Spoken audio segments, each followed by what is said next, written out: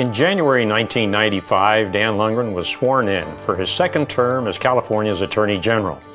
His impressive victory by a margin of 1.2 million votes gave him the third highest vote total of any candidate for any office in the United States. After that victory, Time magazine termed Dan Lungren as one of the country's top rising Republicans.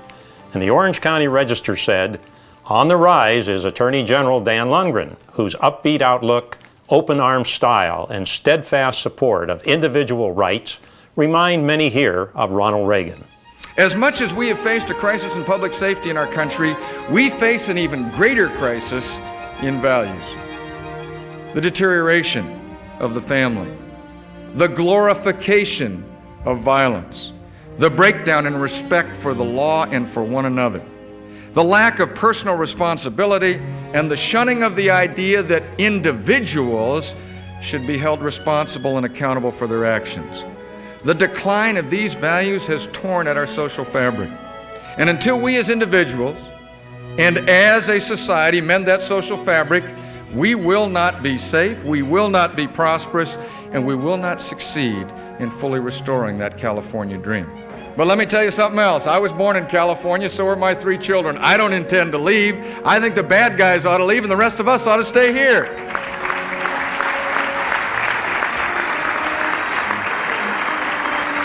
Yes, we should stay. We should stay to build and to heal. And I'm going to stay to help build a safer California and to offer my leadership to the cause of reinvigorating the spirit of California. Dan Lungren embodies that spirit of California that so many of us came here to find through his optimism, energy, and dedication to public service. As chairman of Dan's campaign for governor, this election is very important to me, and it is very important to California.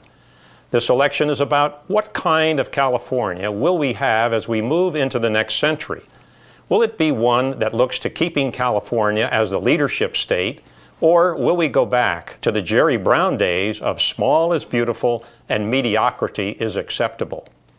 Will we look to the future where our goal is to provide our children and grandchildren better opportunities than we had, or are our best days behind us? This is a major challenge. But as one who has served as governor of California, I can tell you Dan Lungren is up to the task. He is a leader that has never shied away from an issue because it might not be politically popular. He's a man of integrity that has always put the public good and family above all else. The Sacramento Bee said Dan has impeccable credentials when it comes to his personal and political life.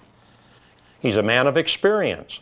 He was a leader in Congress for 10 years, fighting for California and the principles of the Republican Party. He's been the Attorney General in California for 6 years, where he led the fight to bring about the lowest crime rate in 25 years. 25 years. That goes back to when I was in the state Senate. Ronald Reagan was just beginning his second term as governor, and gasoline was 50 cents a gallon. He's worked in the trenches in the Republican Party, having served as California's Republican National Committeeman for 8 years, and having campaigned and volunteered for hundreds of candidates throughout California and the nation. He is prepared to be governor of California, and California needs him. As I traveled this state from Modoc County to San Diego, I've talked with people about growing up in California. I thought I was the luckiest person in the world, because there was no other place I'd rather be. In part, this was because I had a loving family, and in part because I had the opportunity to receive a great education.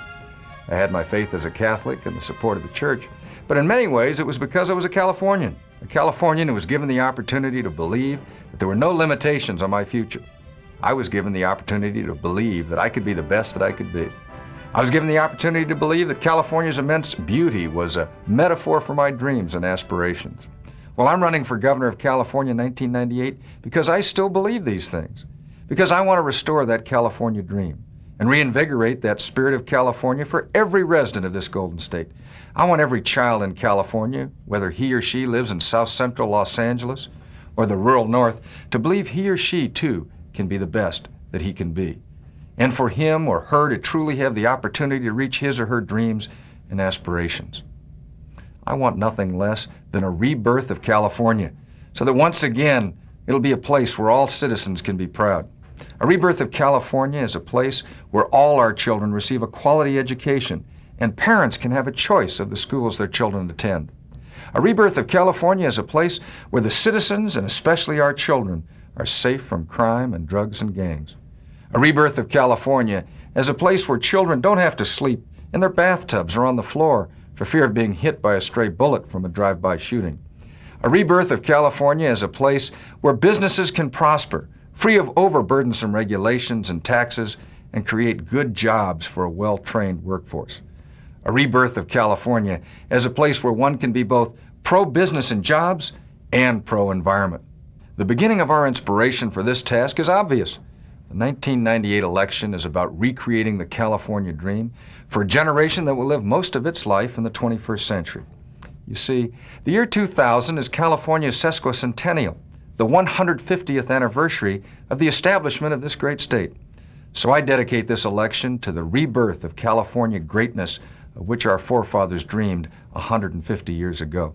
If we look back on the World War II generation that includes my parents and so many others who gave so much because they believed that the American principles had universal appeal and universal application, we better understand the recent lessons of history.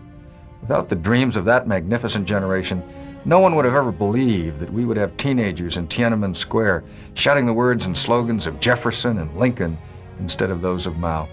And without those deeply held beliefs, we would never have imagined that throughout Eastern Europe, people yearning to be free would ask Americans to come over and show them how to create a new constitution and a new government for themselves and how to protect that precious liberty. The rest of the world today looks to America. We can either accept that as humbling or as prideful. I'd hope that we would recognize the obligation which that respect brings.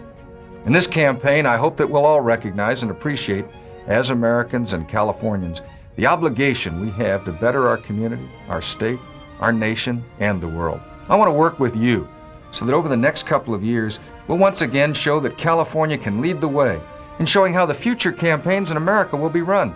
We'll show that we can win an election by emphasizing a positive vision for California's future and rejecting the negative campaign tactics of the past.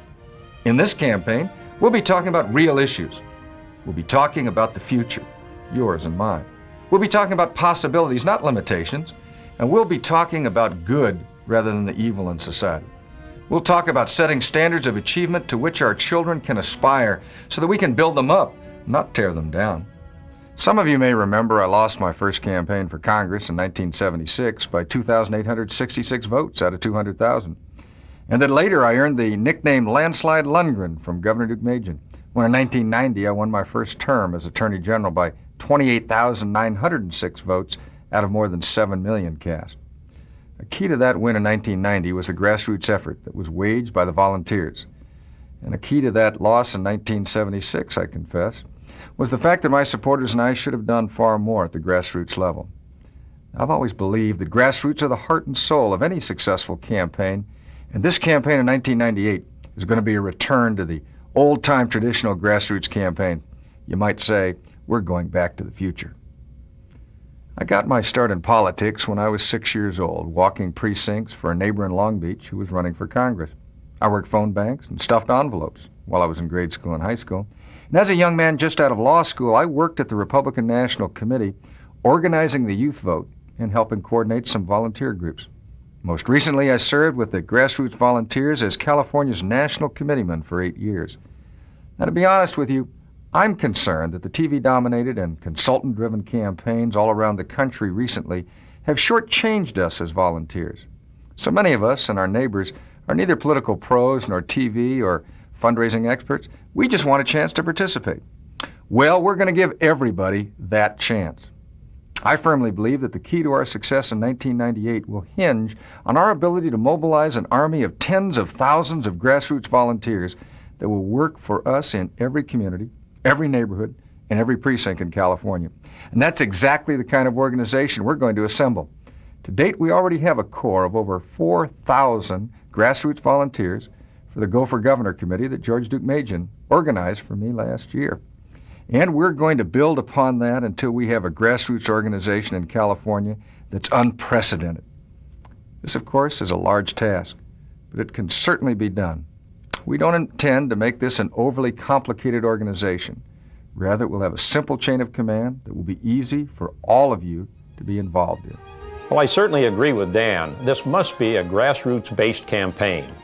My experience in the 1982 governor's election, when absentee ballots were the key to my victory, is also testimony to the importance of the grassroots effort. And Dan, if you remember, mine wasn't exactly a landslide either. Dan and his wonderful wife, Bobby, hail from my hometown of Long Beach. However, they have lived in Northern California since 1988, and Dan has traveled to all of California's 58 counties. Dan is very knowledgeable about the many diverse aspects of California and has friends and supporters all over the state. We got together with some of Dan's grassroots supporters to talk about the issues important to them in this upcoming election and what they are doing to help Dan in their area. Dan speaks to the same politics of inclusion that one of our greatest Republican governors ever, Hiram Johnson, extolled in the early part of the last century, or this century. Hiram Johnson spoke of citizen participation directly in government. And this grassroots campaign is a hearkening to that time. I was lucky enough to work for Ronald Reagan when he came out to California after he served his 2 terms of presidency. And I remember that feeling of infectious enthusiasm that I felt in myself and all the people around me. And that's the feeling I get when I talk about Dan Lungren with other people. I had a couple of Republicans recently ask me why they should vote for Dan Lungren. I had 30 seconds. And actually the answer is because Dan stands strong by his principles. What he believes today, he believed yesterday and is likely to believe tomorrow. Put him in front of people in a small group setting, and all of a sudden they see he's a man of conviction. He keeps his word when he says he's going to do something. In fact, people I brought into the campaign earlier with the Attorney General's race, once they met him, it was like, you know, what can I do? That's what I want out of my Attorney General. That's what I want out of my governor. Somebody that knows the issues, and not only out of Sacramento, but all the way down into Imperial County, San Diego County, all over the state. He is very conversed, has been as a congressman and in fact as Attorney General, trying to make California a more business receptive state to encourage economic opportunity for all of our citizens. The greatest security one can ever have is a job. I'm a prosecutor. I am equipped because Dan Lungren in his office has passed so many great laws and have worked so hard in the appeals process to give us the good laws in this state. We have seen a drastic reduction in crime. There is no question. We can't argue that. What you talked about, some of the laws that have been passed because of Dan Lungren. Megan's Law, 3 strikes. 3 strikes was the one I wanted to mention because 3 strikes has had a drastic effect on the amount of crime that we have in California. He also, you know, wants to help people before they get to a life of crime. You know, he's multidimensional. He's just not, you know, a stick person. He's got the stick and the carrot. You know, he's got the laws, but he's also understanding and very compassionate, knowing people aren't always born into the right circumstances. Dan has a very well thought out position in the area of education, and what he believes is what I believe, is that every child has the right to have a good education available to them, and if it can't be done through one system, then you find some way to do it. But the bottom line is that you teach your kids to read, you teach your kids to write, you teach your kids to speak English, and then they have the tools to go out and make a life for themselves. In the early congressional races, Dan and Bobby used to get out with the children in the strollers when they were 2 and 3 years old and walk the precincts and then go back to the headquarters and eat. There's always food involved. Cookies, right? Always cookies involved. But he's really looking forward to getting back to the real healthy, basic way of working a political campaign. I don't think Dan will ever forget that race he lost by 1 precinct. Which is, of course, what this entire endeavor is about, is to try to get everyone watching this to get down, to introduce them to 20, 30, 40 people you know. Because if you do, he'll carry it. Contact your neighbors, contact your barber, your beautician, talk to people at your church. That's very, very important, a very good place to do politicking. I think we all have to make a pledge within ourselves on what we're going to do. Bobby and I are very fortunate to have such dedicated supporters all over the state. They're going to be very instrumental in this campaign for governor. We can expect our opponents to stop at nothing to regain control of the governor's office. We might even anticipate the same type of negative campaign tactics and outright lies that we saw in the campaign against us in 1994. And while I'll never back down from a tough challenger fight, I intend to fight falsehood with facts and a positive vision of the future. You can count on this. Ours will be an aggressive campaign aimed at getting our message out. And now with the passage of Proposition 208 placing very difficult contribution and spending limits on our campaign, our resources to get that message out will be much less than we'd originally expected. In addition, Proposition 208 has created loopholes for organizations such as labor unions to funnel money to their candidates and set up independent expenditures. So as you can tell, our task will not be easy. But that's not all bad, because nothing worthwhile in life is easy. It can be done, but we need your help. We need you to help us create the greatest grassroots organization ever assembled in California. We need you to help us get our message out through word of mouth. You know, through good old-fashioned neighborhood meetings, coffees, phone banks, and precinct walks. This can be done, but it's going to require the dedication of you and me and many others. California has been so good to us. Both Dan and I grew up in Southern California. We were able to enjoy the ocean, the weather, and participate in many outdoor activities. I attended El Camino Junior College and Cal State Long Beach, 2 examples of the outstanding education system of our state.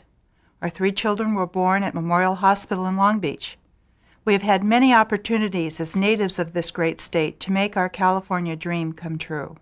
He's been a wonderful role model for our children. He lives his life as he teaches our children to live theirs. Perhaps the most powerful message a child learns is in observing their parents' example. He is a leader with the highest moral and ethical standards. He is a man of principle who has stood steadfastly to his beliefs. While some may not always agree with him, they know where he stands and that his positions are based on conviction. He is a man of dedication that will fight for what is right, regardless of the political consequences.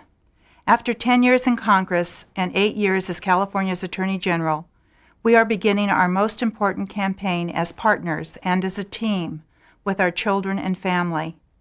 Dan knows that he has our commitment, and we will help him in any way that we can. Thank you for all that you have done for us over the years, and we ask you to continue your dedication and hard work on this new campaign. Our political system is best when all of us are working together. Let's make this the best statewide grassroots campaign in recent memory. And that is what it's going to take to win this election.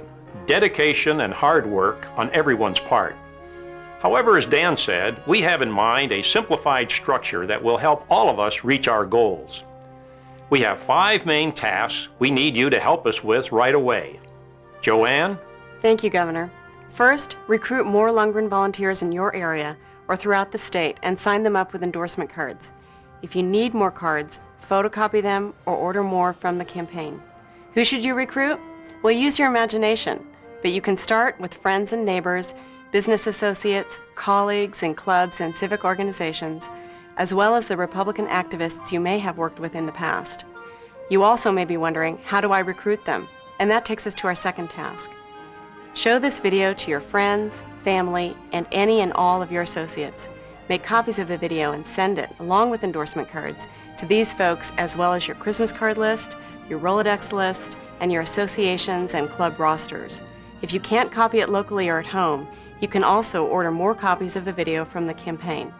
We believe that once these people hear from Dan and Bobby, they will be excited to help the campaign and will sign up to volunteer. Third, track news stories on your local TV, radio, and in your newspapers, and keep the campaign informed.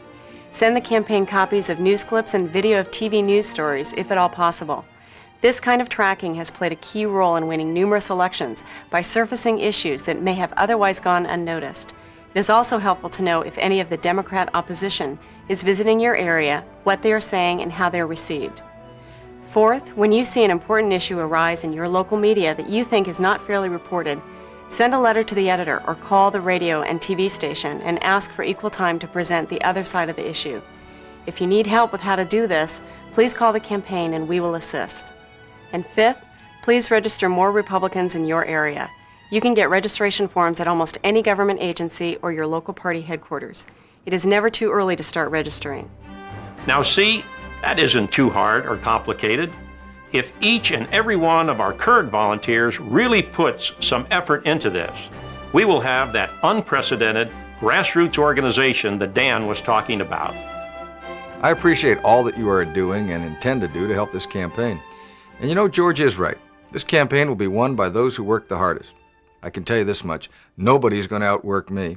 We have a tremendous opportunity to affect the future of California. We have the opportunity to reinvigorate the spirit of California that lives within each one of us. We have the opportunity to bring about a true rebirth of the California dream so that everyone can have an equal chance to be the best that he or she can be. This will require bold leadership and actions that must take the scourge of gangs and drugs out of California and put education and jobs back in.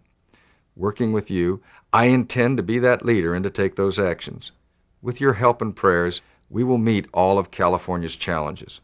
So thank you, God bless you, and may God bless that special place of America you and I are privileged to call our home, California. Proud to be an American where at least I know I'm free, and I won't forget the men who died who gave that right to me, and I gladly stand up next to you and defend her still today, 'cause there ain't no doubt I love this land. God bless the USA.